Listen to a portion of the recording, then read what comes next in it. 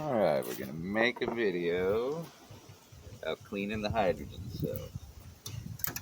So, everybody can kind of get an idea. This is the maintenance going into it. I'm gonna do it just this guy. Okay.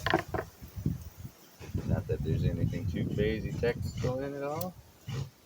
But first we're gonna unhook the battery, of course. And those switches are turned off and all that good stuff. Alright, real easy, I got it ready to go. Mine are just held in with a couple little, I don't know what to call it, wire retainers. You'll find out in the farm fixing realm.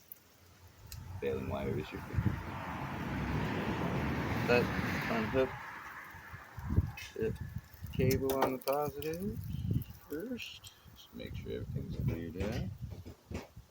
No risk of sparking spark. But this is something pull the cap to get that out. Every couple of months, depending on how much you're driving it. If it's really minimal driving, maybe even 6 months. But I've started to see that my mixture is not right due to the kind of chugginess.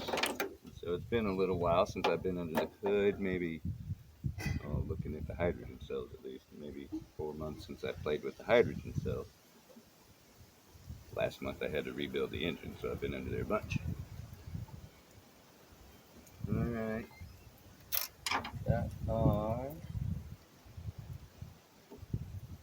Good. Everything's a little tight.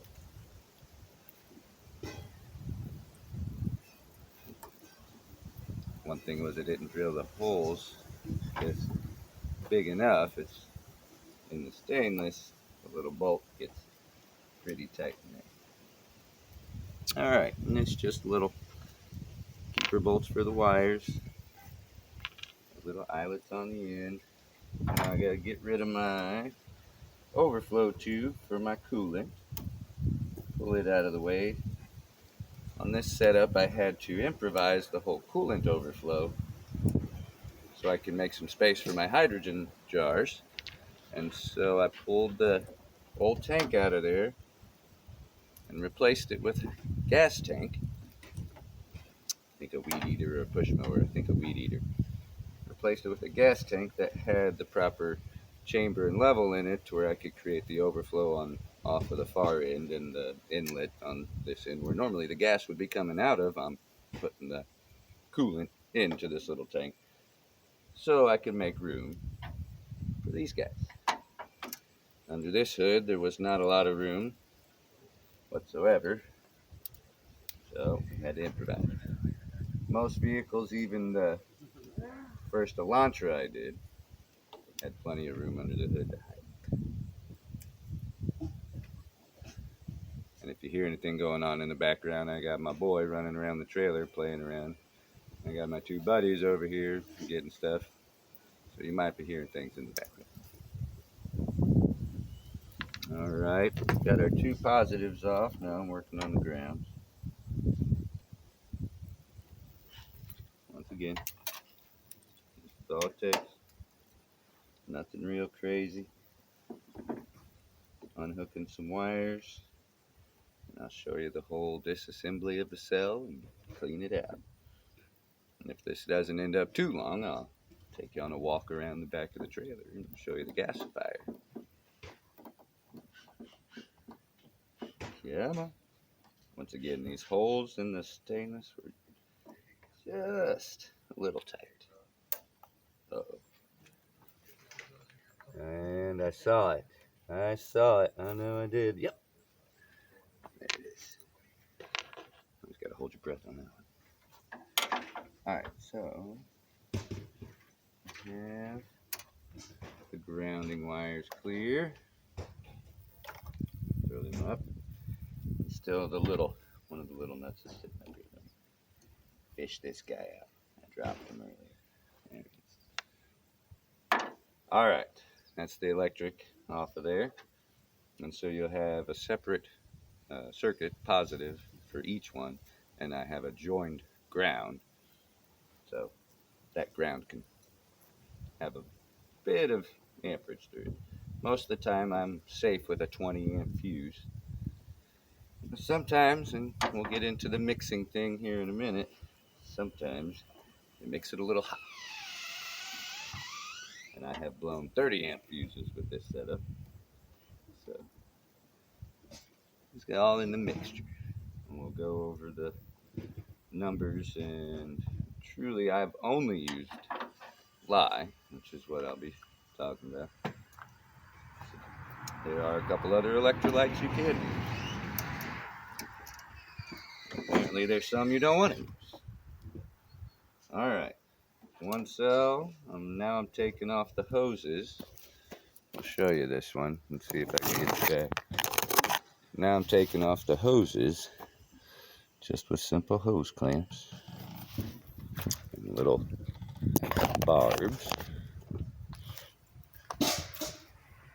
Alright, so we take off the hoses. Then our cells should be free. And this is all dependent on what kind of,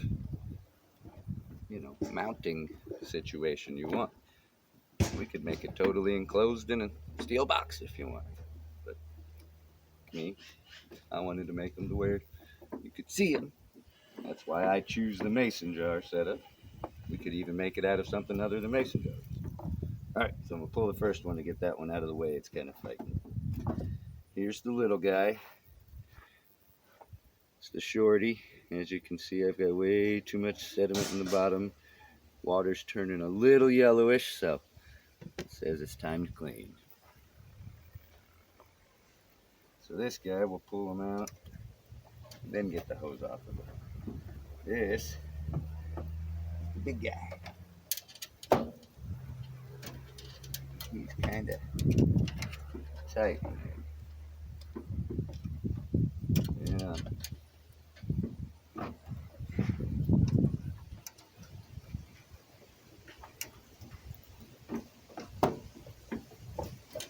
There you go. So it's the same size plates as the smaller jar. This is the first size I was using, and I just wanted it above the plates enough to have room that, you got this much run time before your water level started dropping down into your plates. But you can see, whew, they're dirty and ready. Alright, I felt the wire. And this is, yes, all I'm using is retainer. Got these fashioned where they're clip into some holes, and it's just a wire loop. And it's sitting on box. Hey, we got a little guy in here. I'm talking to the video. And I'm cleaning the cells. Nice, come over here? Come over here and say hi. Yo. So we're cleaning the cells today. Yep. Before we go take our first journey with the full setup of Mobile Mechanic to my big brother's on the trailer, house. we're gonna go help my first boy. He needs a rack and pinion. DJ. Oh. He needs a rack and pinion put in his cobalt.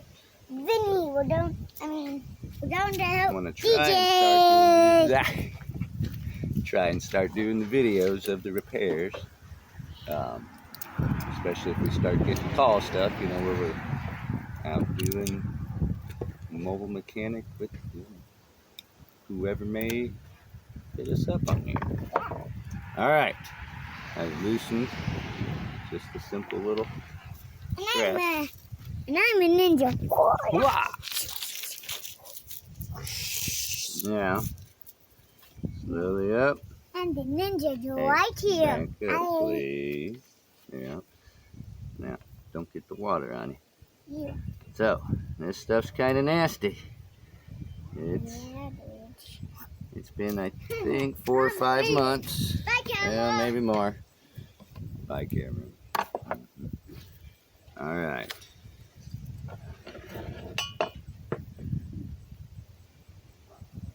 The water's really not that bad. You can get it on you, and it's nothing terrible. I've had worse in the construction industry. If you ever played around in plaster and you had to deal with lime, then lime will do much worse to you than this soft mixture of lye will. Now, direct lye, a good strong mix might do something to you.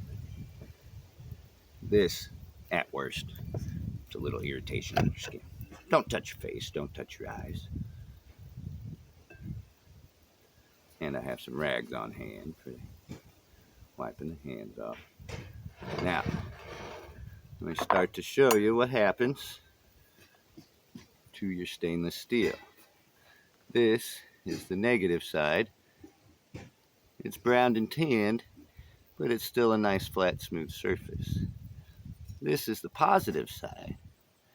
It is showing the oxidization, the rust. And these guys will end up looking like something you pulled off the bottom of the ocean. I want to try playing with a true AC where the current goes back and forth. But, wow, haven't played with one in between its breakdown stages. It's pretty cool. You can get rid of the rust off of these.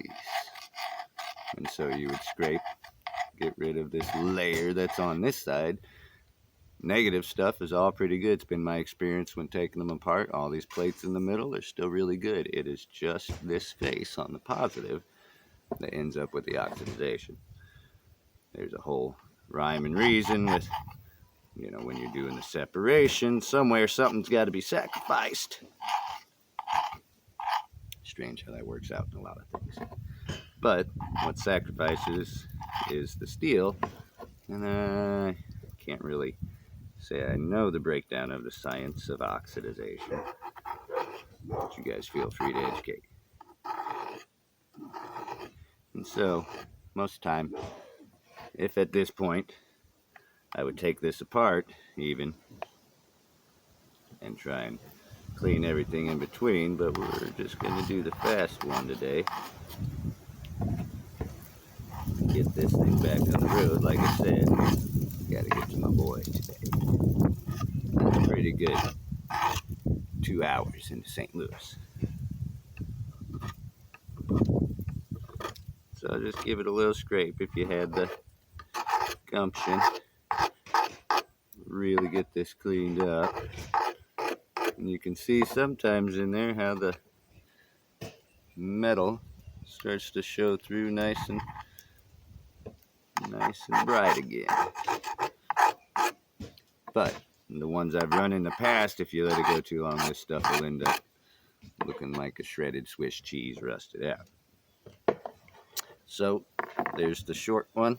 Once again, as you see, the packs are the same size, if that shows anything.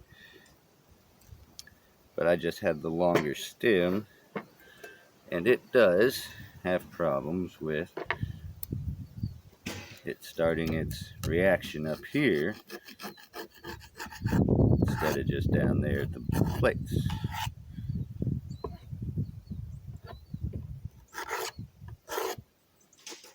So scrape some of the old off. Make sure you guys are getting a view. And come down just a little bit. Can you see it? Yeah.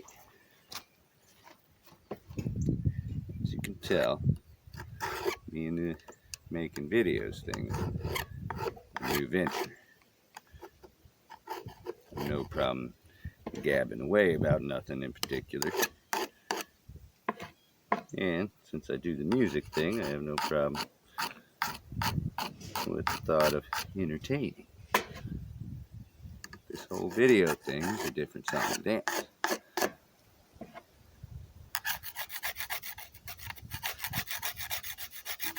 Woo, she's getting rough up there. And so this is some of the stuff we'll have to start addressing the issue of the positive getting so corroded. And I'm thinking what we want to do is once a week you come out and you flip the lines going in to where now positives over here, negatives over here, and we have electrons flowing the opposite way. From what they say in the battery refurbishing side of things, where they're putting crazy voltage and AC voltage and amperage onto batteries to refurbish them, they say sending current back through can break up this oxidization. As you see, there's still good metal under there. So if we can break it off, help it last longer. So I hope you heard that. As we start experimenting with these things, I think we'll play with, do we want to switch them around? Now someone's going to say, oh, just go pulse width modulation. But that still leaves the current going the same direction each time. You would want a true AC setup where it's current this way, current this way, current this. You'd need that kind of situation. And I don't want to try and engineer that in DC land. And so I think we could simply reverse the polarity every so often, physically, manually at the top. Just switch the polarity. And we would get that reaction we're looking for, where we're saving it from oxidizing on just the one.